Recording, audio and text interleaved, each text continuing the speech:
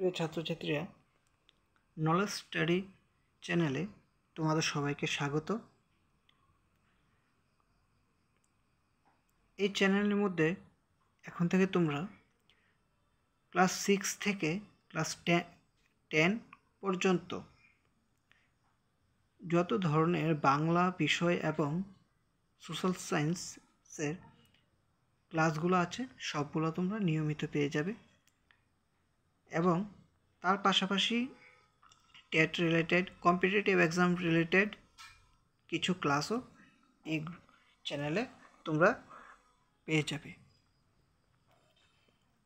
আমাদের আজকের আলোচ্য বিষয়টি এনসিইআরটি ক্লাস 10 এর বাংলা বিষয় থেকে নেওয়া সাধু চলিত ভাষা।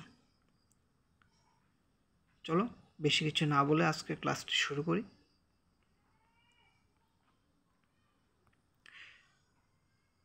পৃথিবীর সব সচল ও উন্নত ভাষার দুটি রূপ দেখা যায়, একটি লিখিত রূপ, অন্যটি মৌখিক বা কথ্য রূপ।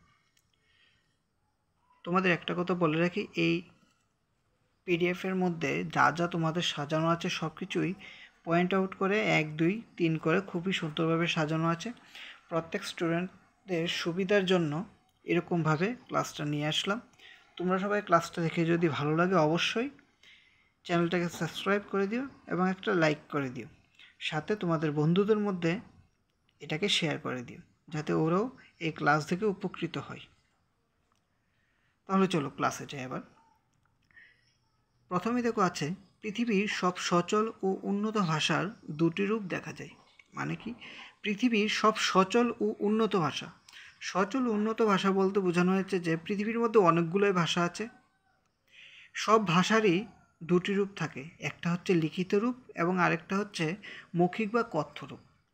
লিখিত রূপ কোনটা? যেটা আমরা কাগজপত্রে লিখে থাকি বা ভাষার যে রূপটা বিশেষ করে কাগজে কলমে থাকে ওইটাই লিখিত রূপ। এবং মৌখিক রূপটা হলো আমাদের যেটা মৌখিক ভাষা, আমরা যে ভাষায় কথা বলে থাকি ওইটাই হচ্ছে কথ্য রূপ বা মৌখিক ভাষাটা। এই ভাষার যেমন ধরো 2 নম্বর পয়েন্টে আছে আমাদের বাংলা ভাষারও দুটি রূপ আছে। পৃথিবীর মধ্যে যেমন সকল ভাষার দুটি রূপ, লিখিত আর মৌখিক রূপ, ঠিক তেমনি আমাদের বাংলা ভাষারও দুটি রূপ আছে, একটা লিখিত রূপ আর একটা কথ্য রূপ বা মৌখিক রূপ।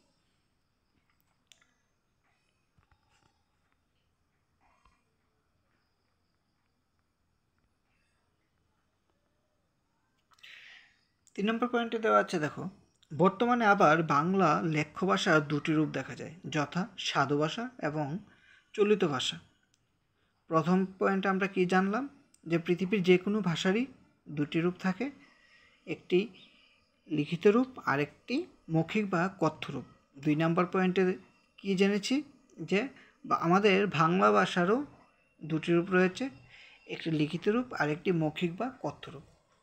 এখন বর্তমান যে বাংলা ভাষাটা, আমাদের বর্তমানে এখন যে ভাষায় আমরা কথা বলছি ওই ভাষারও দুটি রূপ আছে।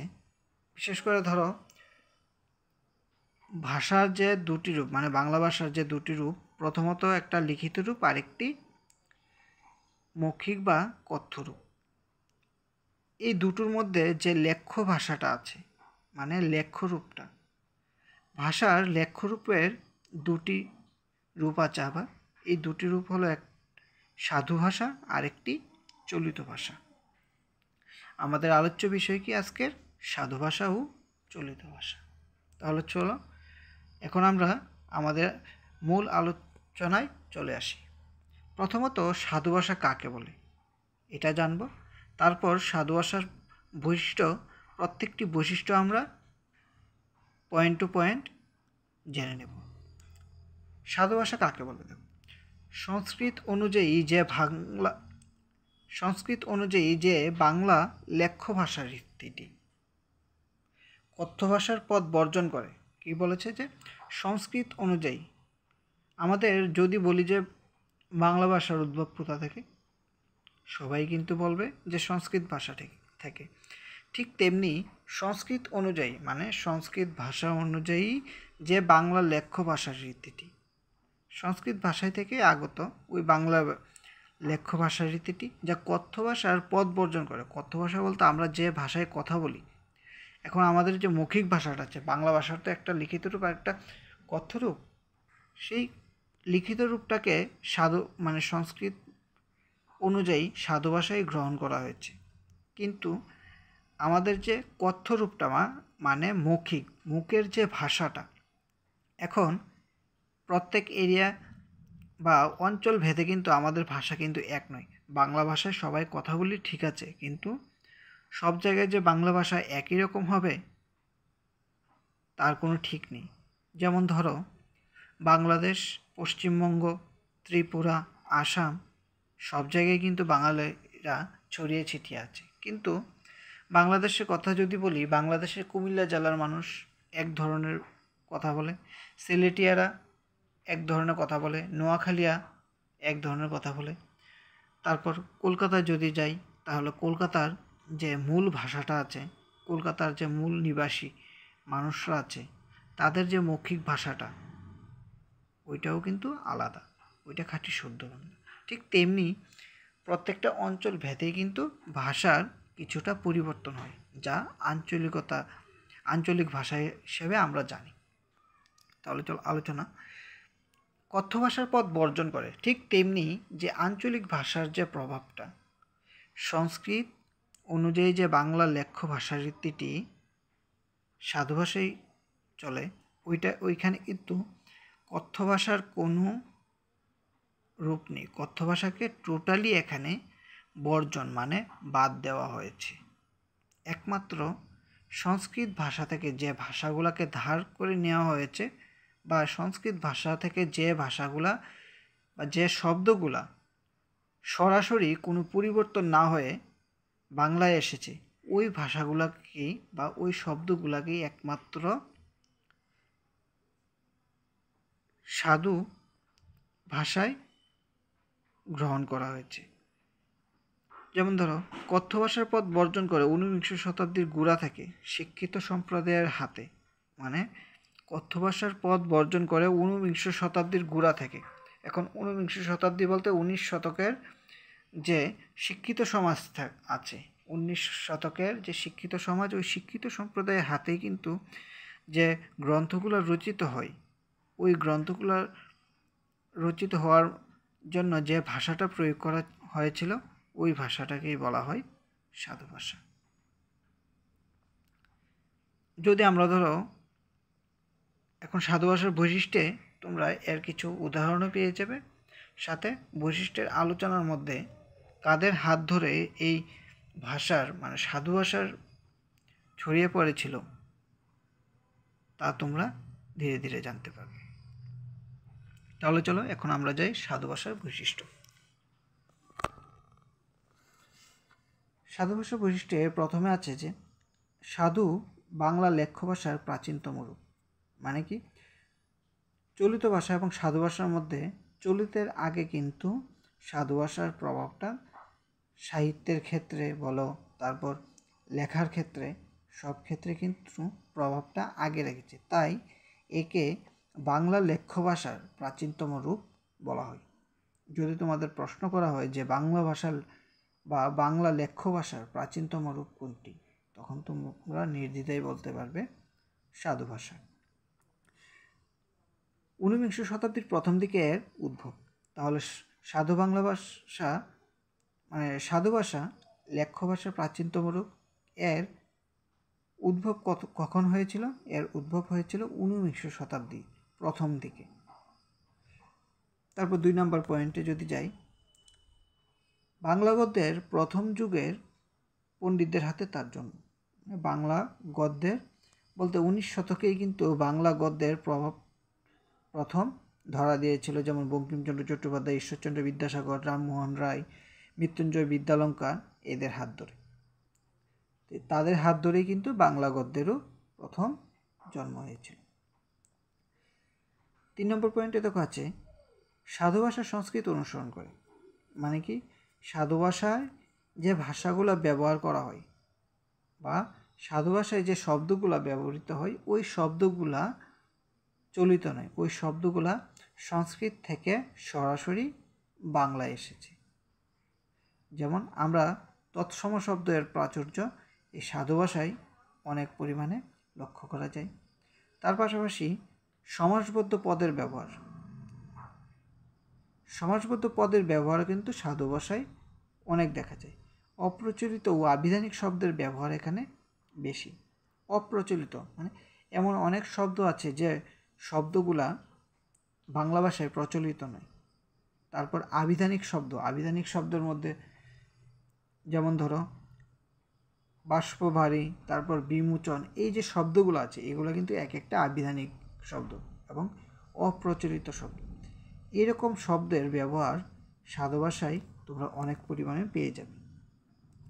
4 নম্বর পয়েন্টে আছে তদ্ভব ও দেশি ভাষাকে সাধু ভাষা সতর্কভাবে বর্জন করে। মানে তদ্ভব ও দেশি ভাষা, প্রথমে আমরা কি দেখেছি যে 3 নম্বর পয়েন্টে দেখেছি তৎসম শব্দের প্রাচুর্য খুব বেশি দেখা যায়। তৎসম শব্দ ওই শব্দগুলোকে বলা হয় যে শব্দগুলো সংস্কৃত থেকে সরাসরি বাংলায় এসেছে।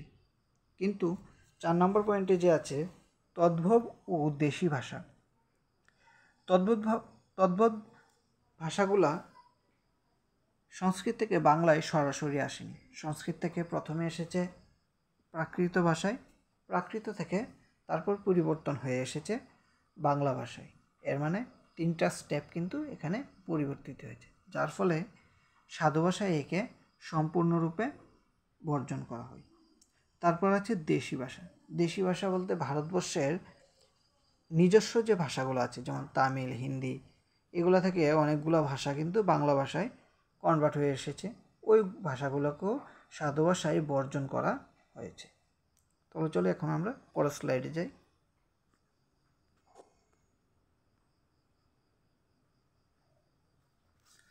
ছয় নম্বর পয়েন্টে আছে যে সাধু ভাষায় সর্বনামের প্রাচীন ও পূর্ণরূপ বর্তমান। সর্বনাম বলতে কোনগুলোকে বুঝি? সর্বনাম বলতে আমরা বুঝি আমরা যখন নামের পরিবর্তে যে শব্দগুলা ব্যবহার করি, যেমন নামের পরিবর্তে ধরো কোনো ব্যক্তিকে বোঝাতে গেলে আমরা যেমন তুমি, তারপর সে, তারপর অনেকজনকে বোঝাতে গেলে তোমরা অথবা আমরা, নিজেকে বোঝাতে গেলে আমি, আমরা, এরকম অনেকগুলো শব্দ কিন্তু ব্যবহৃত হয়। এই যে শব্দগুলো ব্যবহৃত হয় নামের পরিবর্তে, এগুলাকেই বলা হয় সর্বনাম। সাধু ভাষায় এর প্রাচীন রূপগুলোকে কিন্তু ব্যবহার করা হয়। কীরকম? ধরো আমরা যেমন তার শব্দটাকে তাহার লিখি, সাধু ভাষায় নিলে চলিত ভাষায় আমরা তার লিখব, কিন্তু সাধু ভাষায় একে লিখব তাহার। তারপর যদি তাহার শব্দটা লিখি সেটাও লিখব সাধু ভাষায় লিখলে তাহাদের। এরকমভাবে সাধু ভাষায় কিন্তু সর্বনামের প্রাচীন বা পূর্ণরূপগুলাই বর্তমানে পাওয়া যায়। 7 নম্বর পয়েন্টে আছে যে প্রাচীন অনুসর্গের ব্যবহারও সাধু ভাষায় লক্ষ্য করা যায়। সাধু ভাষায় কোনোদিন উপসর্গের ব্যবহার হয় না। সাধু ভাষায় ব্যবহার হয় কিসের? অনুসর্গের। 8 নম্বর পয়েন্টে আছে সাধু ভাষায় অলঙ্কার বহুলতা বেশি। সাধু ভাষায় সাধু ভাষার মধ্যে বিশেষ করে তার সৌন্দর্যকে আরও বাড়িয়ে তোলার জন্য অলঙ্কার বহু পরিমাণে ব্যবহার করা হয়। তার পাশাপাশি এর প্রাচুর্য বেশি। বিশেষ করে উপমা, রূপক, অনুপ্রাস প্রভৃতি প্রয়োগ এই ভাষায় সবচেয়ে বেশি। যেমন কিছু একটা, যেমন ধরো 3টে অপশান আছে, যেমন দিয়েছি বিষাদ সিন্ধু, তুষার বদল, পুরুষ সিংহ, এগুলো এক একটা কিন্তু সাধু ভাষায় অলঙ্কার হিসেবে ব্যবহৃত হয়েছে। 9 নম্বর পয়েন্টে আছে সাধু ভাষায় সন্ধিবদ্ধ পদের ব্যবহার বেশি। সন্ধিবদ্ধ পদ বলতে এখন স্বাভাবিক আমরা ছোটোবেলা থেকে কিন্তু সন্ধি করে আসছি। এই সন্ধি করার মানে হচ্ছে সন্ধিগুলো যে হয় 2-3টা শব্দ মিলে একটা শব্দ গঠিত হয়, ওই শব্দগুলোর ব্যবহার কিন্তু তোমার সাধু ভাষায় অনেক পরিমাণে হয়। সাধু ভাষার যে শব্দগুলা এগুলো কিন্তু একসাথে 2-3টে ওয়ার্ড সংযুক্ত হয়ে একটা শব্দের সৃষ্টি হয়। যেমন ধরো এতর দ্বারা, আরেকটা আছে বাগমান সাগোচর। 10 নম্বর পয়েন্টে আছে সাধু ভাষায় অব্যয় বা ক্রিয়া বিশেষণে প্রাচীন রূপের প্রচুর প্রয়োগ ঘটে। মানে সাধু ভাষায় অব্যয় বা ক্রিয়া বিশেষণে অব্যয়ের যে শব্দগুলো আছে আমরা জানি, অব্যয় বা ক্রিয়া বিশেষণে প্রাচীন রূপের যে ব্যবহারগুলো ওইগুলো কিন্তু সাধু ভাষায় সবচেয়ে বেশি হয়। এখন অব্যয় কোনগুলো? অব্যয় আমরা দুটো লাইনকে জোড়া লাগাতে ব্যবহার করা হয়, অথবা অন্যান্য কাজেও কিন্তু ব্যবহার করা হয়। যেমন এবং, তারপর উ, এরকম অনেকগুলো শব্দ আছে। ঠিক এগুলার যে প্রাচীন রূপগুলো আছে, প্রাচীন রূপগুলোর মধ্যে যেমন দুটো শব্দ এখানে দেওয়া আছে, কুত্রাপি এবং পত্রতা, এইরকম শব্দ সাধু ভাষায় অনেকগুলো ব্যবহার করা হয়। 11 নম্বর পয়েন্টে আছে সাধু ভাষার বাক্যে পদ গঠনের সুনির্দিষ্ট রীতি বর্তমান।